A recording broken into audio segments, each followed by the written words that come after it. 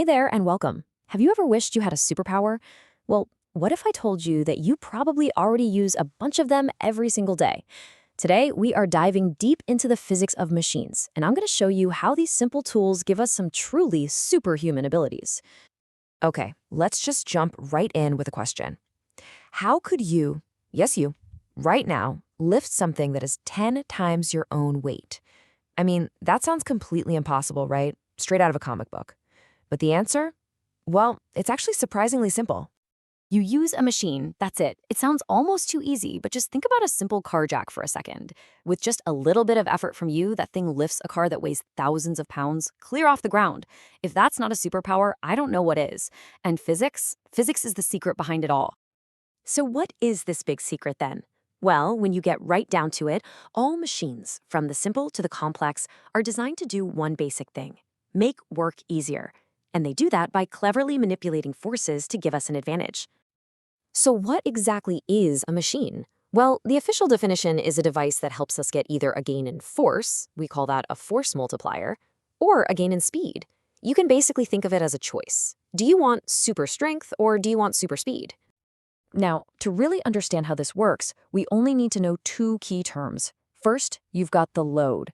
That's the big, heavy, stubborn force you're trying to move. And on the other side, you've got the effort. That's the force you apply to the machine. It's basically your muscle power versus the world. And the magic that connects your small effort to that massive load is a little concept called mechanical advantage. This right here is the secret code that really unlocks a machine's power. Mechanical advantage, or MA for short, is just a simple ratio. It's the load divided by the effort. The best way to think about it is like a score that tells you exactly how much your force is being multiplied. It's the machine's superpower level. So, for example, if a machine has a mechanical advantage of 10, that means for every 1 pound of force you put in, the machine puts out 10 pounds of force.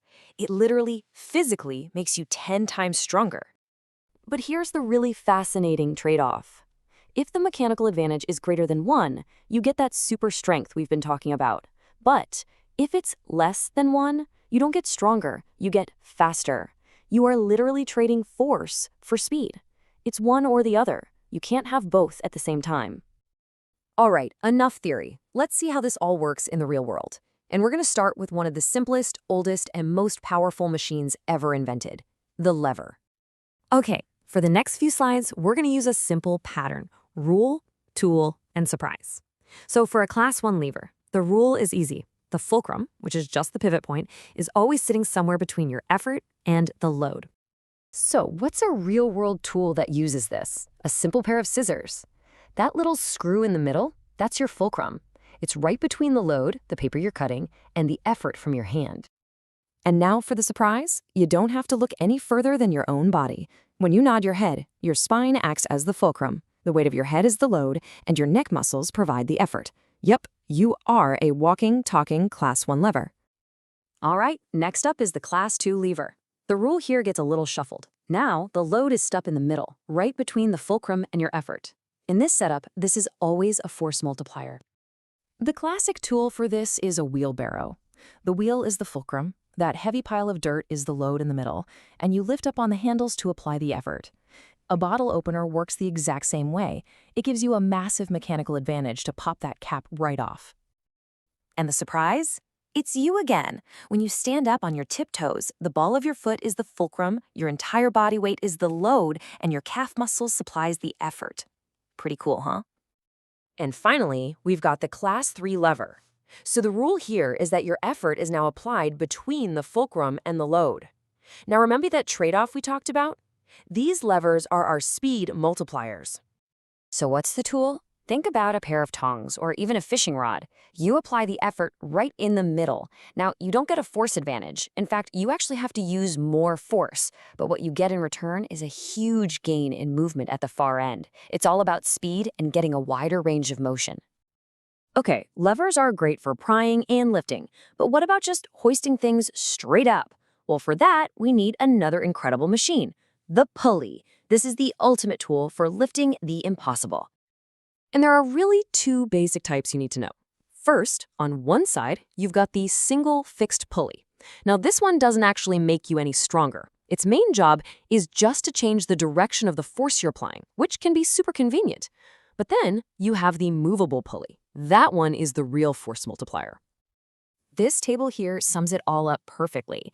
A fixed pulley has a mechanical advantage of just one, so no strength gain. But a single movable pulley has an ideal MA of 2. It instantly doubles your strength because the pulley itself supports half the load. So this all sounds pretty amazing. We can get super strength, we can get super speed. So what's the catch? Well, as you might have guessed, in the real world, there's always a price to pay for power. Let me just ask you this. If a machine can multiply our force so much, does that mean it can actually create energy out of thin air? Can we get more work out of it than we put in? And the answer to that is a hard no. You see, in physics, there is absolutely no such thing as a free lunch. Because of the law of conservation of energy, you can never ever get more energy out of a machine than you put into it.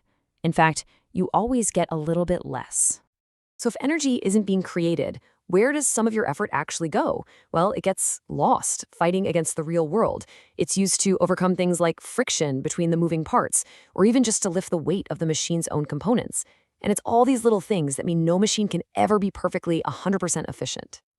So there you have it. You now know the secret. From the bottle opener in your kitchen drawer to the way you nod your head, you are literally surrounded by, and in some cases, made of, simple machines that grant you superpowers every single day. So the only real question left is, what everyday superpower will you spot next?